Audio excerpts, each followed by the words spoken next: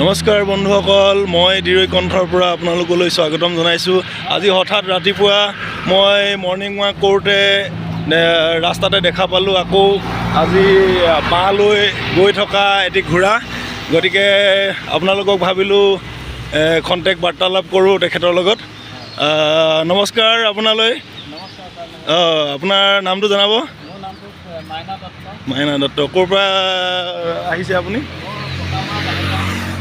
ন আচ্ছা, আজি হঠাৎ লগ পালোঁ আপোনাক, ভাল লাগিলে।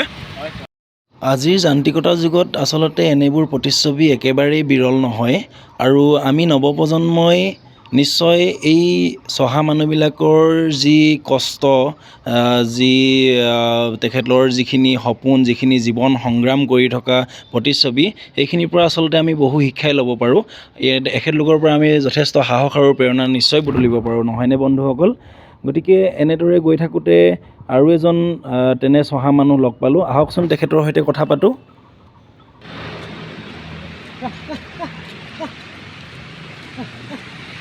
ককাইদেউ নমস্কাৰ। আপুনি বাঁহ ক'লৈ গৈ আছে?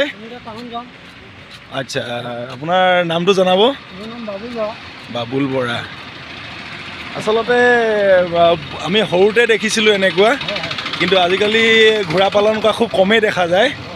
গতিকে আপুনি ঘোঁৰা পালন কৰোঁতে কিবা অসুবিধাৰ সন্মুখীন হৈছে নেকি? আচ্ছা আচ্ছা, ঠিক আছে। আপুনি ইয়াত কিমান বাঁহ আনিছে? সঁচাকৈ পাই ইমান বহুত ওজন কঢ়িয়াব পাৰে। আপুনি ঘোঁৰাক কি খাদ্য খুৱায়? হয় হয় হয়। আপুনি বাৰিষা ছিজনত অলপ অসুবিধা হয় যেন পাওঁ। বাৰিষা অকণমান অসুবিধা হয় ৰাস্তা পদূলিৰ পৰা। আজিকালিতো ঘোঁৰা পালন কৰাটোতো দূৰৰে কথা, আজিকালি গোহালিত গৰুও নাইকিয়া হৈছে, নহয় জানো? আজিকালি ঘৰ গাড়ী পাব লগা দিগদাৰ। হয় হয় হয় হয়। ভাল লাগিলে আপোনাক লগ পাই। আপোনাৰ এই চহা জীৱনৰ যিখিনি কষ্ট, এইখিনি আপোনাক সঁচাকৈ চেলুট জনাইছোঁ। আৰু আপুনি এনেকৈ আগবাঢ়ি যাওক সাহসিকতাৰে। চহা জীৱনৰ যিখিনি আপোনাৰ কষ্ট সাৰ্থক হওক, সেয়া কামনা কৰিছোঁ।